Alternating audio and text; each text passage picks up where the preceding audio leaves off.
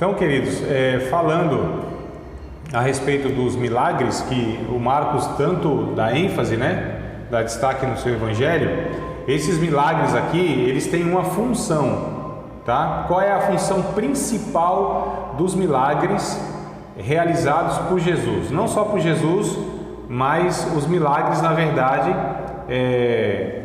até mesmo ensinado por Paulo, Qual a finalidade desses milagres? Qual a função principal? É anunciar o Cristo, tá? É de fato dar autoridade à mensagem do Evangelho. A mensagem do Evangelho ela é confirmada pelos milagres, pelas curas, pelas expulsões de demônios, Isso são chamados de sinais. A gente vai ver um pouquinho mais para frente isso aqui, tá? Agora é interessante, amados, que o milagre ele tem também nessa função principal, que é anunciar Cristo, que é o que está escrito em João capítulo 20, verso 30 e 31, Outros milagres eles foram realizados, tá certo? Para que as pessoas creiam que Jesus é o Filho de Deus e para que crendo tenham vida em seu nome. Olha que coisa boa, tá entrando um aluno aqui que é de outra turma, acho que ele viu em algum lugar aí. Venha Douglas, aqui o Douglas, aí Douglas, coisa boa, Deus te abençoe, mano, obrigado aí por entrar, que coisa boa. Aí os irmãos que não conhecem, esse aqui é o Douglas, aluno de outras turmas aí, mano. Deus te abençoe, mano, no volante aí, no trampo, tá aí na peleja. Obrigado, Douglas, Deus te abençoe, meu irmão, bom trabalho aí, viu? Fica na paz, meu irmão. Amém. Que coisa boa, que surpresa boa. Esse é um aluno nosso, aí já, aliás, se formou até no médio em teologia, tá fazendo bacharel agora. Coisa boa. Acho que eu coloquei o link em algum local aí. Vá escutando aí, Douglas. Esquenta não. Vamos acompanhando no áudio aí, meu irmão. Vai dirigindo esse carro aí pela Zona Leste toda e ouvindo a gente. Então, queridos, como eu disse, o Evangelho de João, capítulo 20, verso 30 e 31, está escrito que os milagres ali registrados não foram todos os milagres, que houve muito mais milagres que não foram escritos, mas esses que foram escritos têm a finalidade para que as pessoas creiam em Jesus e para que crendo tenham vida eterna em seu nome. Então isso é o que está escrito em João capítulo de número 20, verso 30 e 31. Então os milagres têm a função principal de anunciar o Cristo. Os milagres também, bem destacado em Marcos, eles têm dois aspectos, só que nós temos a tendência de ver só um. Qual é? O aspecto do milagre, do extraordinário, da coisa que espanta, um cego enxergar, um paralítico andar, uma pessoa curada de uma enfermidade incurável, humanamente falando. Então isso tudo nos maravilha. Mas é interessante, aqui no capítulo 1, verso 40, até o 45, que é a cura de um leproso, aqui eu vejo além do milagre, essa questão extraordinária. Vamos ler o texto aqui? Bora lá, amados? Verso 40. E aproximou-se dele um leproso, rogando-lhe, pondo-se de joelhos diante dele, lhe dizia: se queres, bem podes limpar-me. Olha que expressão interessante. O leproso, ele não perguntou se tu podes, tu queres me limpar? Ele não falou isso. Ele disse: se queres, tu podes me limpar. Então o leproso, de alguma maneira, já tinha ouvido falar de Jesus e sabia que Jesus tinha poder para curar enfermos. Então ele não pergunta se ele tem poder, ele pergunta se ele quer curar. Tanto é que Jesus responde no verso 41. Jesus, movido de grande compaixão, estendeu a mão e tocou-o e disse: quero ser limpo. Olha só, então o leproso pergunta: tu queres me limpar? Porque tu podes me limpar. Jesus disse: eu quero te limpar, eu quero te curar, seja limpo.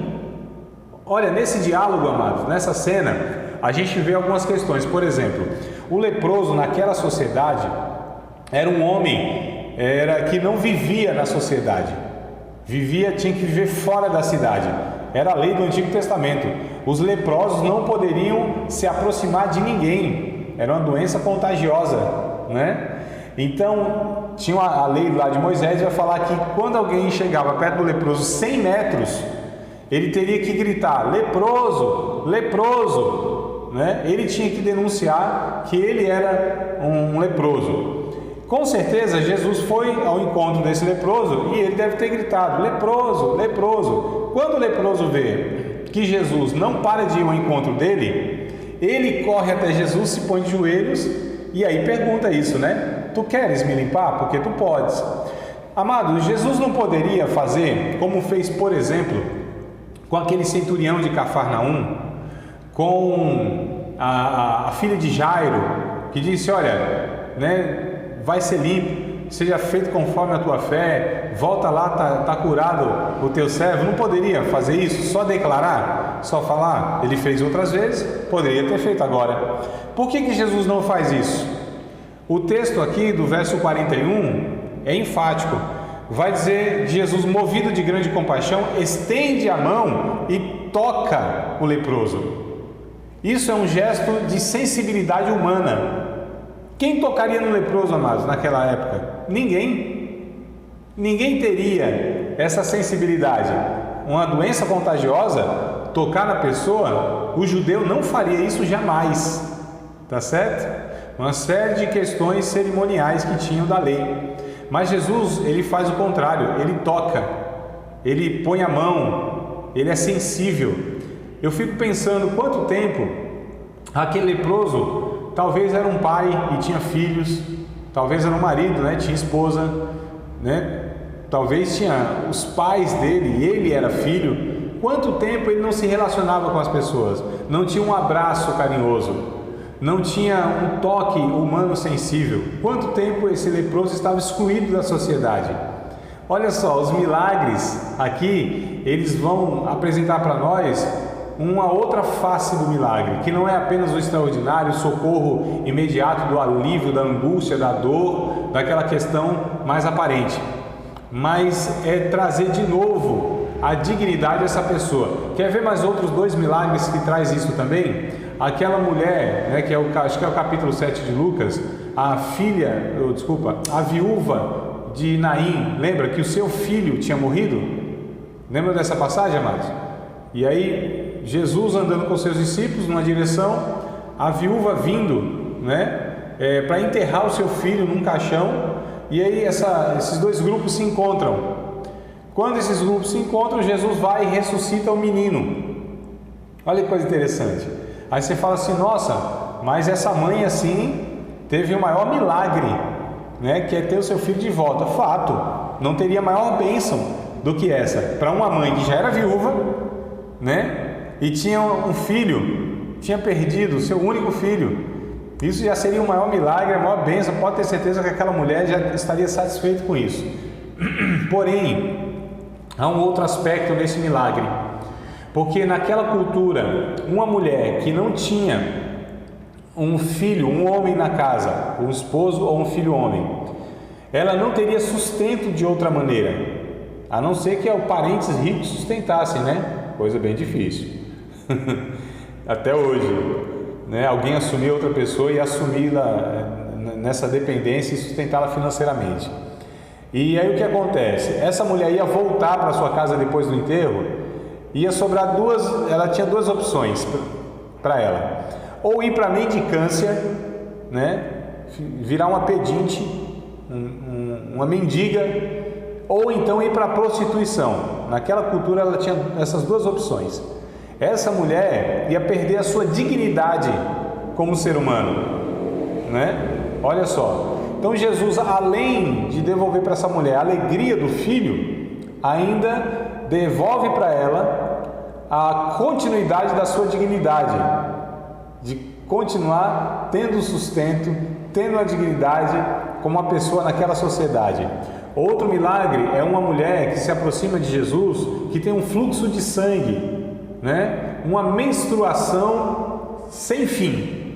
Imagina, as irmãs sabem muito bem, né, a agonia que é esses 5 dias mensais, E o hormônio fica doido, a mulher estressada, briga com o marido, bate no filho, chuta o cachorro, queima o arroz. É um negócio terrível. Tem umas mais intensas, outras são mais tranquilas, mas o negócio não é fácil. Imagino eu, né? Imagino eu, pelas situações e tal. Os homens teriam que compreender mais isso aí, viu? Esse período aí é um período que a gente precisa compreender. Viu, amados? Os varões que estão por aí, ó. Imagine você, deixa eu fugir agora um pouquinho aqui da questão. Imagine nós homens, aí tem 2 varões, me parece, né? Os 2 varões aí, imagine os demais que vão nos escutar depois. Imagine, amados, essas horas de manhã, acho que não pode falar algumas coisas, mas tá entre adultos aqui, acho que está tranquilo, né? Eu classifico lá o vídeo que não é próprio para criança. Posso falar? Tranquilo, né, irmão? Tá aí, casados, adultos, acho que não vai ter problema não. Imagine você homem, eu homem, né? Coloque alguma coisinha aí dentro da sua cueca. Fique aí 5 dias com esse trem. Vai ser um incômodo enorme. Só para a gente entender as mulheres quando ficam irritadas, né? Então, eu acho que isso aí a gente teria alguma semelhança, mas não chega nem perto do que elas passam, porque é toda uma alteração hormonal, né? Aquela coisa toda. Então, mas só esse fato de ter alguma coisa ali num lugar íntimo, incomodando, já seria um negócio assim para a gente se estressar. Por muito menos a gente se estressa. Até beber uma água aí. Então, vamos voltar aqui para o texto bíblico, né? Isso aqui é a parte. Voltar para o texto bíblico. Essa mulher tinha uma menstruação, um sangramento, aí ininterrupto, já havia muito tempo. Se aproxima de Jesus naquela multidão e toca em Jesus, e ela é curada ao tocar em Jesus. E aí Jesus pergunta: quem me tocou? Aí os discípulos falam: mestre, a multidão toda está te apertando, e o Senhor pergunta: quem te tocou? Aí ele diz: não, mas eu senti que de mim saiu virtude. Por que Jesus não deixou aquela mulher ir tranquila, de boa? Já foi curada, ué. Não era a agonia dela? Não era a angústia dela? Se ela já foi curada, então deixa a mulher ir embora. E Jesus sabia quem era a mulher. Por que ele faz isso? Porque o texto vai dizer: e vendo a mulher que não podia ocultar-se, então Jesus sabia, só que Jesus queria mostrar para aquela sociedade, aquela mulher que cerimonialmente era impura, né? Naquela cultura, na lei de Moisés, uma mulher que tinha sangramento, ela ficava imprópria, impura, impossibilitada de participar dos rituais, da cerimônia, do culto, enfim, ela não podia, tá certo? Na lei de Moisés ela tinha que ficar à parte até passar o sangramento, aí a menstruação, tá? Então a lei de Moisés falava isso. Então o que Jesus está fazendo? Além de curar aquela mulher, ele devolve aquela mulher ao convívio social. Então aquela mulher já não era mais impura cerimonialmente, ele estava mostrando para a mulher, aliás, para a sociedade, para aquele povo, que aquela mulher tinha sido curada agora e que ela poderia ser uma pessoa que deveria viver na convivência, nos cultos, na adoração e na sociedade. Vocês percebam, amados, que o milagre vai além dessa questão extraordinária, que Deus quer restaurar a vida, né, das pessoas como um todo, na sua dignidade. Não é só a questão imediata do milagre. Então é isso que a gente tem que entender do Evangelho de Jesus Cristo, que não é só um aspecto da vida das pessoas, que não é só uma área da vida das pessoas. O Evangelho pretende restaurar a vida do ser humano integral, em tudo, na sua saúde física, na sua saúde mental, na sua saúde espiritual, na sua saúde financeira, na sua saúde emocional, afetiva, em tudo. O Evangelho resgata, restaura, salva o homem em todos os sentidos. Falar em salvar, aqui a gente tem um texto muito interessante em Marcos, capítulo 5. A gente estava no capítulo 2, né? 1, né? Aliás, capítulo 5, olha que coisa interessante, que é justamente aquela mulher que tinha um fluxo de sangue, que eu estava falando aqui, ó. É bem interessante isso aqui, capítulo 5, verso 34. Olha só, a expressão, Marcos 5 e 34. E ele lhe disse: filha, a tua fé te salvou, vai em paz e ser curada desse teu mal. Olha que coisa interessante para essa mulher do fluxo de sangue. A palavra aqui é a seguinte: vai, a tua fé te salvou. Esse termo no original, na língua grega, que foi escrito aqui o Evangelho de Marcos, essa palavra salvou vem de um termo grego chamado sozen, né? Que é o verbo de salvação, soterologia, doutrina da salvação. Então, quando Jesus diz a tua fé te salvou, salvou daquilo, né? O sozen é aquilo que salva de tudo que pode arruinar a alma de alguém nesta vida e na futura. Esse é o sentido da palavra salvou aqui. Você foi salva de tudo que podia arruinar, destruir, prejudicar a tua vida nesta vida e na futura. Só para a gente entender que o Evangelho de Marcos vai trazer a mensagem de Jesus no sentido que o Evangelho salva as pessoas em todos os âmbitos da sua vida. Essa é a ideia, essa é a proposta, esse é o conceito do Evangelho, de salvar as pessoas em todas as áreas da sua vida. Não é só salvação da alma, né? Que a gente tem essa ideia, né? Deus quer salvar a alma da pessoa, e quer mesmo, claro, mas não só a alma, mas o corpo também, as suas necessidades básicas também. Vocês lembram que Tiago, ele ensinou lá na sua epístola? Que se a gente for na casa de alguém, se a gente tiver alguma pessoa do nosso conhecimento, e essa pessoa tiver necessidades básicas da vida, comida, roupa, tá certo? Remédio, aluguel para vencer, botijão de gás que esvaziou, né? Chinelo para o filho, essas coisas todas, coisas básicas da vida.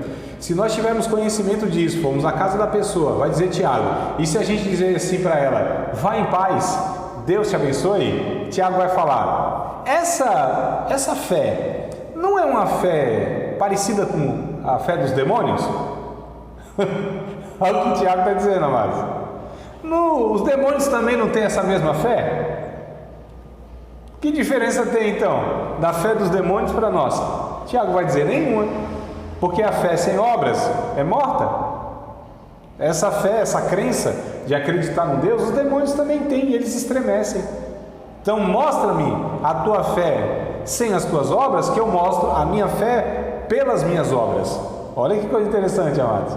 Então Tiago vai tratar muito dessa questão prática da vida, né? E a gente percebe que o Evangelho de Marcos, apesar de mostrar o poder de Jesus sobre a morte, ressuscitando mortos, sobre as enfermidades, curando os enfermos, sobre a natureza, acalmando o vento, o mar, né? Sobre os demônios, sobre tudo isso, mas mostra Jesus como o servo, aquele que serve. E como estava falando para os romanos que dominavam o mundo, que eram os senhores do mundo, que tinha toda a autoridade, né, política, geográfica, tá? Os romanos tinham. Então, essa questão que nós somos o povo que manda nesse mundo. Aí o João vai falar, não, vocês não entenderam nada. Jesus, que é Deus, que tem poder sobre tudo e sobre todos, ele veio para servir, dar a sua vida em resgate de muitos, não veio para ser servido. Então o ensinamento que tem no Evangelho de Marcos a respeito de Jesus é que ele é, na verdade, o servo sofredor, usa sua autoridade e poder para servir e não para ser servido. Isso é um ensino importante que nós precisamos nos nossos dias, porque as pessoas pensam, e alguns líderes, e alguns pastores, e alguns pregadores, e algumas pessoas que têm algum poder físico, e a gente está falando da opressão dos mais fortes com os mais fracos, né? Os homens oprimindo as mulheres, os adultos oprimindo as crianças. Olha só, a gente está falando daqueles que têm poder econômico, os ricos oprimindo os pobres, aqueles que têm uma condição melhor humilhando os outros mais simples, poder intelectual, alguns que têm de fato, né, mais poder intelectual e querem oprimir as pessoas e manipulá-las e enganá-las, né? Aquelas que são mais simples na questão da instrução, do conhecimento, poder administrativo, pessoas que têm o poder, inclusive líderes, de disciplinar pessoas, de dar a ela cargos, funções na igreja e tirar também, pessoas que têm esse poder, então físico, intelectual, financeiro, administrativo, psicológico, né? Pessoas que oprimem as outras também, e aí também a gente pode pegar esse exemplo como o convívio matrimonial, que os homens muitas vezes querem oprimir as mulheres, né, psicologicamente. Então quem tem esses poderes e usa esses poderes para ser servido, para oprimir as pessoas, eles não entenderam por que receberam esses poderes. Por que Deus dá poder a nós, seja qualquer um desses, administrativo, intelectual, físico, financeiro, psicológico, né, espiritual? Por que Deus nos dá esses poderes? Para servir as pessoas e não para oprimi-las ou ser servida por elas. Então a gente precisa entender, o Evangelho de Jesus Cristo nos traz esses ensinamentos, né, amados? Olha que coisa boa que o Evangelho traz para nós, que nós temos o que temos, que Deus nos dá os recursos que nós temos, que Deus nos leva aonde nós chegamos, não para o nosso próprio benefício, não para nos opormos e oprimirmos as outras pessoas, não para acharmos que somos melhores do que as outras pessoas, não para pisar nas outras pessoas, mas para servir as pessoas. Jesus, como Deus, ele se sacrificou e deu a sua vida, né, como servo sofredor. E o rei, inclusive, ele é rei, ele é Deus, ele foi coroado com a coroa de espinho, ele sofreu, deu a sua vida. E esse pastor que foi afligido, ele ressuscita, né, é o que vai dizer o Evangelho de Marcos, para levar suas ovelhas erradas a tornarem pescadores de homem entre todas as nações. Então esse Jesus, sendo Deus, tendo poder sobre tudo e sobre todos, a autoridade, ele se sujeita ao poder humano, recebe uma coroa de espinhos, né? Não usa o seu poder. Vocês lembram, queridos, que quando Jesus estava lá com seus discípulos à noite e foi a multidão para prender eles, lembram desse fato?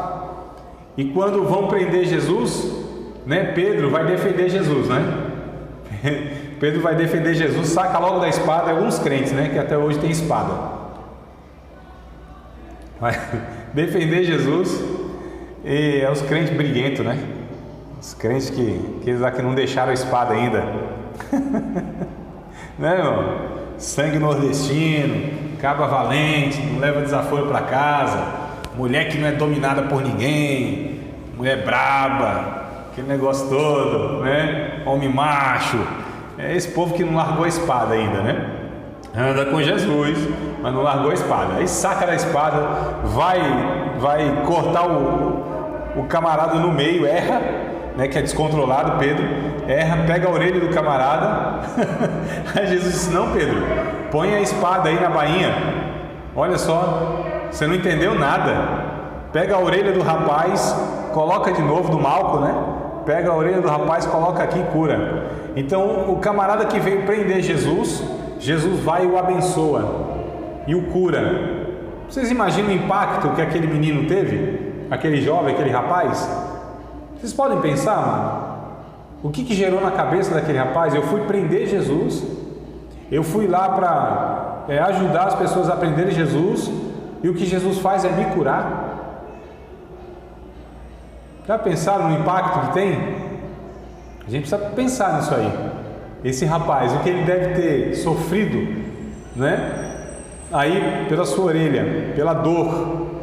Quem sabe naquela noite, porque assim, a pessoa foi cortada a orelha, o que ela faz? É isso aqui, não é? Ó, vai pôr a mão aqui da dor, no escuro, quem sabe procurando a sua orelha no chão. Aí daqui a pouco ela sente a mão do mestre com a orelha dele aqui, ó, na mão, encostando aqui de novo, ó, e curando ele. E olha para a face de Jesus, a quem ele foi prender. Esse Jesus amoroso, misericordioso, bondoso, põe a orelha de novo, sara a dor daquele menino e abençoa aquele menino. Já pensou? E aí foi: Pedro, não é assim, o reino de Deus não é assim. Porque se eu quisesse, eu rogaria ao Pai agora, e ele enviaria 12 legiões de anjos. Isso quer dizer 72 mil anjos para defender Jesus ali. 70, se Jesus quisesse, ele falou para Pedro, ele falaria ao Pai, em fração de segundos, estaria 72 mil anjos para defender Jesus ali. Só lembrando que um anjo matou em uma noite 185 mil soldados de guerra, lá no Antigo Testamento. Um anjo matou 185 mil. Vocês imaginam 72 mil anjos, o poder que Jesus tinha ao seu dispor? Sem exagero, amados. O poder que Jesus tinha ao seu dispor destruiria o universo. Olha só. E Jesus disse: não, vou me entregar. Olha só. Jesus tendo o poder, mas não usou esse poder para se beneficiar, e sim para servir as pessoas e cumprir o seu propósito. Essa é a mensagem que nós vemos no livro de Marcos, no Evangelho de Marcos.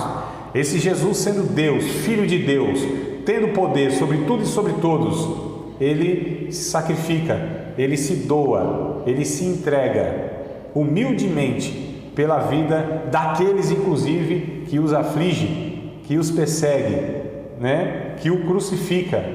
É muito interessante a gente perceber isso aqui. Então Jesus, ele ressuscita, né? Depois aqui a gente vai ver no final do Evangelho de Marcos, ele ressuscita e ele comissiona os seus discípulos, dando poder e autoridade aos seus discípulos em seu nome, como também garante sua própria presença e confirmação da sua palavra através dos sinais. E a gente vê isso aqui, ó, no capítulo de número 16. Vamos lá para o final do Evangelho de Marcos, a gente já vai encaminhando aqui para o encerramento do estudo. Então, ó, capítulo 16, verso 15 ao 20 do Evangelho de Marcos. E disse-lhe, isso aqui depois de ressuscitar, né? Ide por todo o mundo, pregai o Evangelho a toda criatura. Quem crer e for batizado será salvo, mas quem não crer será condenado. E estes sinais seguirão os que crerem. Seguirão aos que crerem. Em meu nome expulsarão demônios, falarão novas línguas, pegarão nas serpentes, e se beberem alguma coisa mortífera, não lhes farão dano algum, e imporão as mãos sobre os enfermos e os curarão. Ora, o Senhor, depois de lhes ter falado, foi recebido no céu, assentou-se à direita de Deus. E eles, tendo partido os discípulos, pregaram por todas as partes, cooperando com eles o Senhor e confirmando a palavra com os sinais que se seguiram. Amém. É o que está escrito aqui, né? Amém. Então, olha só, amados, o Evangelho de Marcos nos ensina que Jesus, ele cumpriu o seu ministério com esses sinais, realizando os milagres, se entregou por muitos e nos comissiona, ou seja, nos envia também com a mesma autoridade, com o mesmo poder. E ele disse que estaria conosco, né, como esteve com os discípulos aqui. Esteve com os discípulos confirmando, cooperando com eles, com os sinais, com os milagres. Então, essa mensagem para nós também. Jesus, ele nos envia, vai conosco, nos dá autoridade no seu nome. A gente só precisa ter muito cuidado como que a gente vai usar tudo isso. Se é para o nosso benefício, se é para oprimir as outras pessoas, se é para manipular as outras pessoas ou se é para servir as outras pessoas. Você acabou de participar de mais uma aula de um dos nossos cursos do Seminário de Teologia, Vida Cristã, Palavra da Vida. Espero que tenha te abençoado, não só alargado o seu conhecimento teológico, mas que tenha também atingido o teu coração para que você possa a cada dia mais reproduzir a vida de Deus nas suas relações cotidianas. Se você ainda não é aluno oficial de um dos nossos cursos, se inscreva aqui no contato que vai aparecer do WhatsApp. Também nos siga nas redes sociais, se inscreva no nosso canal, compartilhe à vontade e Deus te abençoe.